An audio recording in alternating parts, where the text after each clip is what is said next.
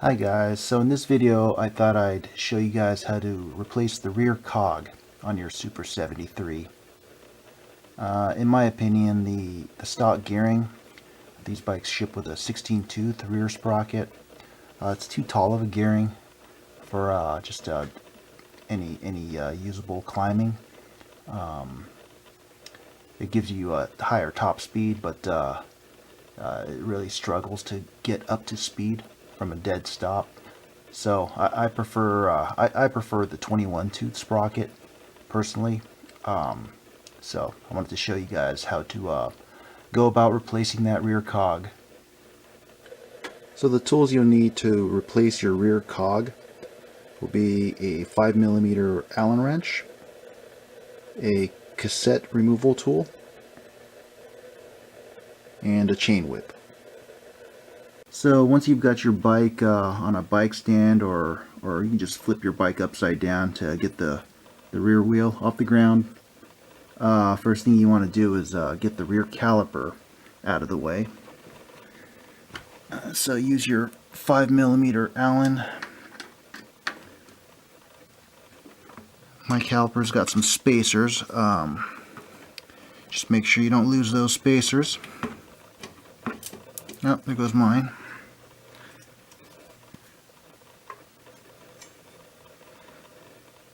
Alright, so just get that caliper out of the way.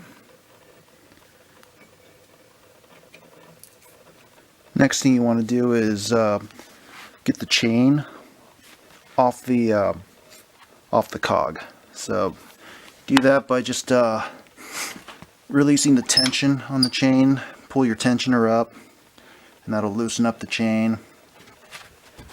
And then after you do that, you just kind of pull it off the sprocket there, and then just make sure it's off the front sprocket as well.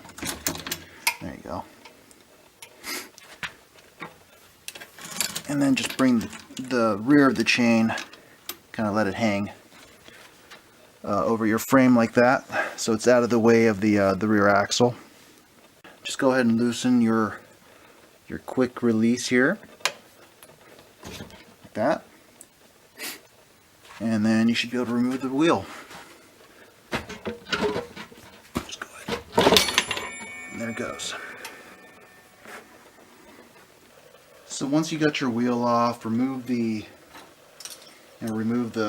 entire skewer assembly. So remove the nut and the spring, and then the chain tug will come off the other side, and then just go ahead and set that aside.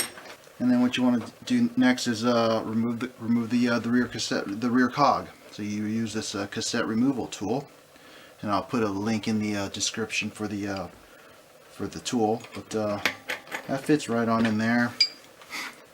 And then use a ratchet in my case.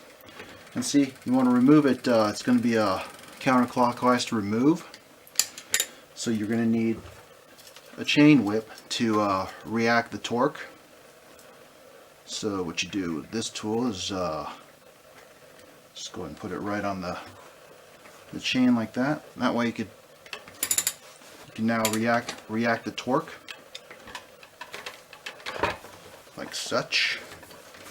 And then once you break that loose, you can just remove that chain whip, and then it'll come right off.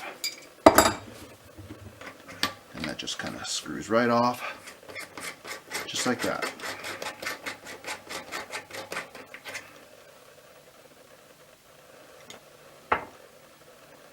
So once that's off, just be aware of the spacers that come off with it.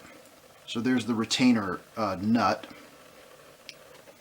and then you'll have, in my case, there are two small spacers on the outside of the cog, and see, this hub is designed for like a multi-speed cog or a cassette. So you need these larger spacers to position the single speed cog in the correct position along the chain line.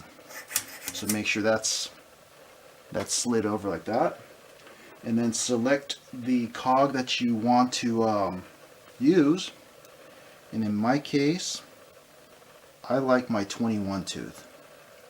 And then you'll notice that these cogs are, there's a key, there's this one small notch that you have to clock to.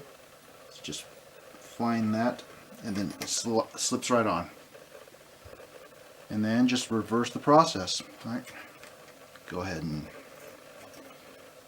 place those spacers back on, and then put the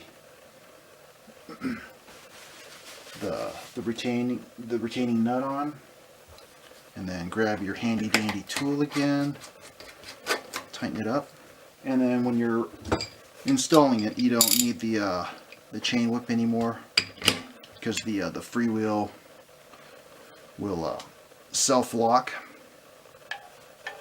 And then just give that a tighten, and that's good. And that's it. Alright, and then reinstall the wheel in reverse order. Just make sure your chain is on the outside of the frame, and then just, I like holding on to these fancy chain tugs, kind of spread them open, and then just let it guide itself into the dropouts. Boom, just like that. Go ahead and pull the chain back over the rear sprocket like that. And then what you can do is actually leave the chain off the tensioner. Alright, and then just go ahead and get the chain on the front chain ring. Boom, like that. And then, so once the chain is on both the front and the rear sprockets, you can go ahead and swing the tensioner up, and then just go ahead and slip the chain underneath it. Once that's on there, just go ahead and make sure the rear axle is all the way forward, so that the studs on the chain tug on both sides are solid against the frame. And then go ahead and tighten up the quick release nut. Go and flip the lever over and tighten that down just like that. Make sure that's fully closed. See, I haven't touched the chain tug adjustments at all, but you do want to make sure that the rear wheel is aligned properly. So what you can do is simply just kind of take a tape measure and just measure the distance from the rim to the frame, to the chainstay on both sides, and make sure that it's even. And mine is, it's roughly 2.5 inches to the outside of the rear chainstays on both sides. So now I know that the rear wheel is aligned. Okay, last but not least, reinstall your brake caliper. So make sure you've got your spacers in place. Okay, and then I like to just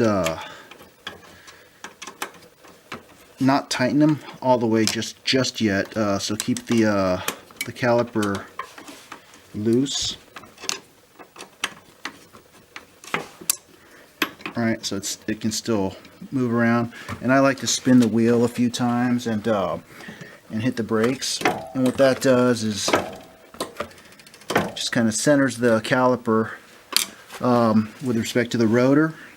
And again, these are hydraulic brakes I have on my bike. The mechanical brakes might be a little bit different process. Not quite sure, but I think the same principle should apply. Once you get the pads centered and the wheel can move freely without any brake pad drag, then you can go ahead and tighten down the caliper. There we go. And then just go ahead and give it a final spin, a couple taps of the brake. Beautiful. That's it. Okay, hope you guys enjoyed this video and it helps you. See you later. Bye.